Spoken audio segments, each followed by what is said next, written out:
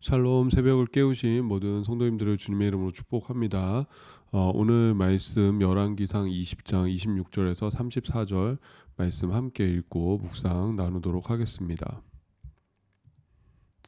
해가 바뀌니 베나다시 아람 사람을 소집하고 아벡으로 올라와서 이스라엘과 싸우려 하매 이스라엘 자손도 소집되어 군량을 받고 마주 나가서 그들 앞에 진영을 치니 이스라엘 자손은 두 무리의 적은 염소떼와 같고 아람 사람은 그 땅에 가득하였더라. 그때 하나님의 사람이 이스라엘 왕에게 나와 말하여 이르되 여호와의 말씀에 아람 사람이 말하기를 여호와는 산의 신이요 골짜기의 신은 아니라 하는도다. 그러므로 내가 이 큰 군대를 다 내 손에 넘기리니 너희는 내가 여호와인 줄을 알리라 하셨나이다 하니라. 진영이 서로 대치한 지 7일이라 일곱째 날에 접전하여 이스라엘 자손이 하루에 아람 보병 10만 명을 죽이매 그 남은 자는 아벡으로 도망하여 성읍으로 들어갔더니 그 성벽이 그 남은 자 2만 7천 명 위에 무너지고 베나닷은 도망하여 성읍에 이르러 골방으로 들어가니라. 그의 신하들이 그에게 말하되 우리가 들은즉 이스라엘 집의 왕들은 인자한 왕이라 하니 만일 우리가 굵은 배로 허리를 동이고 테두리를 머리에 쓰고 이스라엘의 왕에게로 나아가면 그가 혹시 왕의 생명을 살리리이다 하고 그들이 굵은 배로 허리를 동이고 테두리를 머리에 쓰고 이스라엘의 왕에게 이르러 이르되 왕의 종 베나닷이 청하기를 내 생명을 살려주옵소서 하더이다. 아합이 이르되 그가 아직도 살아있느냐 그는 내 형제이니라. 그 사람들이 좋은 징조로 여기고 그 말을 얼른 받아 대답하여 이르되 베나닷은 왕의 형제이니이다. 왕이 이르되 너희는 가서 그를 인도하여 오라. 베나닷이 이에 왕에게 나아오니 왕이 그를 병거에 올린지라. 아멘. 네, 오늘 열왕기상 20장 말씀이었습니다. 이 20장에서는 특별히 성경은 그 초점을 엘리야에게서 아합 왕에게로 돌리는 것을 볼 수가 있습니다. 갈멜산에서의 그 사건 이후에 엘리야는 어떤 깊은 영적인 침체를 경험하게 되는 것들을 또 그 과정 속에서 하나님의 음성을 듣고 또 회복되어지고 또 하나님께서 주신 또 새로운 사명을 향해서 나아가는 것이 이제 19장의 말씀이었다라고 한다면은 20장에서는 갈멜산 이후에 아합에게는 어떤 일이 있었는가를 보여주고 있는 것이죠. 근데 우리가 참 20장 말씀을 보면은 놀라운 것을 발견하게 되는데 이것도 참 기적입니다. 그 갈멜산에서 하나님의 불이 떨어지고 또 바알과 아세라 선지자가 모두 죽임을 당하고 비가 오는 그 큰 사건을 겪었음에도 불구하고 그의 신앙에는 큰 변화가 없음을 알게 됩니다. 그러니까 여러분 우리가 신앙생활하면서 우리는 그렇게 생각할 때가 있습니다. 내가 뭔가 큰 기적을 경험해야지만은 어떤 내 신앙의 이 회심과 변화들이 있을 거라고 생각하는데 어떤 기적이나 하나님께서 또 뭐 내 문제를 해결해 주시고 내 기도에 응답하신다고 해서 그것이 어떤 내 신앙에 큰 변화를 가져오지는 못한다라는 것이죠. 뭐 그럴 수도 있지만 안 그런 경우도 굉장히 많습니다. 하나님께서 기도 응답해 주셔도 금세 잊어버리는 경우도 많고 그 순간에는 기뻐하고 감사하지만은 그것이 어떤 신앙의 깊은 이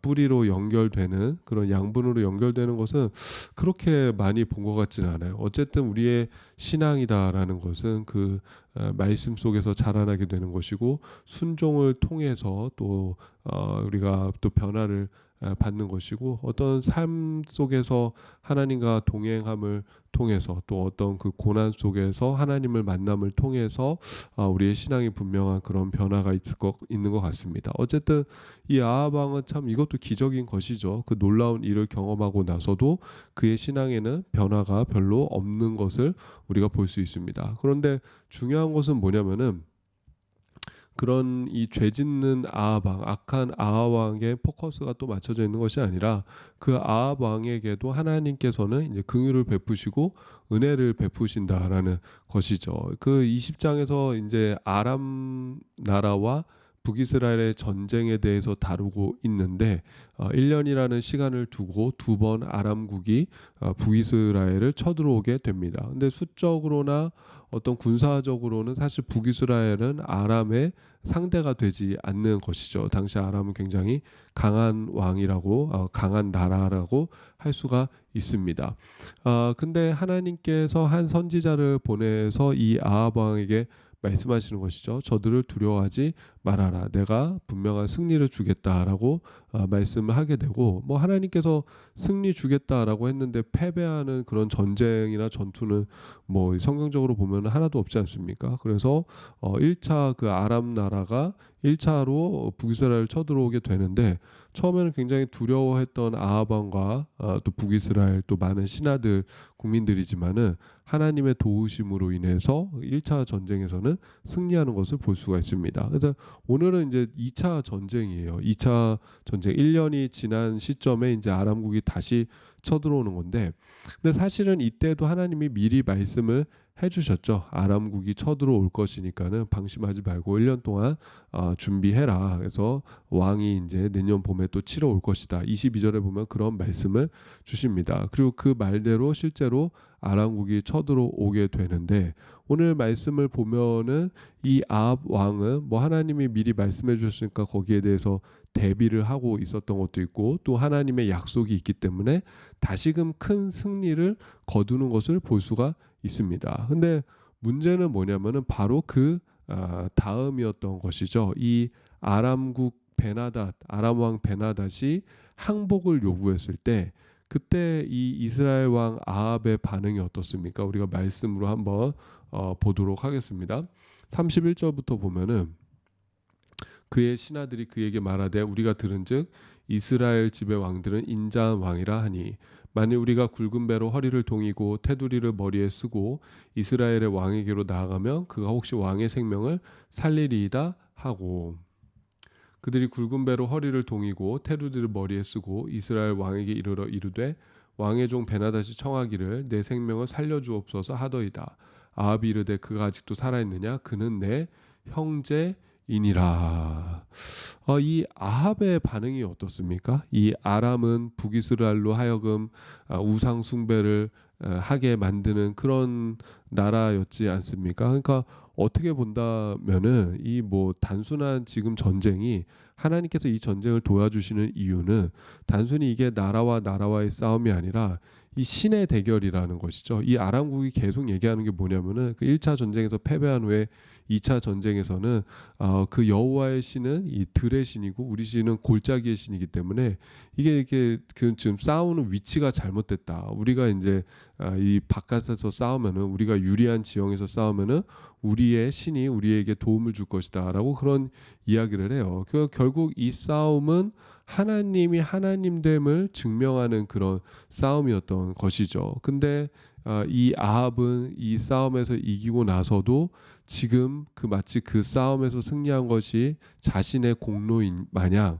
그 베나닷 왕에게도 마치 자기가 은혜를 베푸듯이 선심 쓰듯이 그 베나닷에게 용서를 해주고 또 그 베나닷을 나의 형제로 받아들이는 것을 볼 수가 있습니다. 그러니까 이거는 하나님의 입장에서는 굉장히 잘못된 것이죠. 하나님의 말씀에 순종하는 행위도 아니고 자기 혼자 그렇게 결정을 하는 것은 굉장한 교만이고 또 하나님의 뜻을 거스르는 것이죠. 그리고 지금 이 승리가 누구를 통해서 온 것인지도 지금 잊어버리고 있는 것이죠. 그러니까 참 이 아합 왕이 얼마나 여러분 답답합니까? 하나님께서 승리를 주셨지만 또 작은 승리에 취해서 금세 교만해져서 그 적들과 또 화해하는 이 아합 왕을 볼 수가 있습니다. 그러니까 이것 때문에 이제 나중에 또 문제가 생기는 거야. 아람이라는 나라가 이 이스라엘에 계속적으로 어떤 친화적으로 오는 게 아닙니다. 또 자기들이 힘을 얻으면 언제든지